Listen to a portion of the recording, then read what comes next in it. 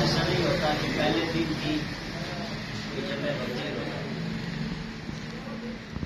نہ کسی مدرسے کی بنیاد اس پر ڈلتی ہے، نہ کسی سیاسی جماعت کی بنیاد اس پر ڈلتی ہے، نہ ہی کسی اسکول اور کالج کی ایسی بنیاد ہوتی ہے۔ یہ جو آج آپ کو دنیا بھر میں مدرسے نظر آتے ہیں، یہ اس مدرسے کا فیض ہے کہ جو ایک انار کے درخت تلے ایک استاد اور ایک شاگرد سے شروع ہوا تھا۔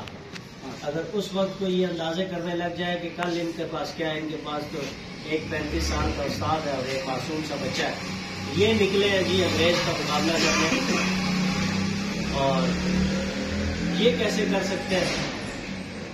تو پھر دنیا نے ٹھیک 100 سال بعد دیکھ لیا کہ کس نے کیا وہ کام۔ ہمارے قریب میں جس وقت حضرت ملا صاحب نے فرمایا تھا کہ ہم ایک جامع حکمت عملی کے تحت پسپا ہو رہے ہیں، تو سب دانشوروں نے کہکے لگائے تھے اور میڈیا پہ آ کے باتیں سنائی تھی، اس کو دیکھو یہ اتنی بڑی فوج کے ساتھ لڑے گا۔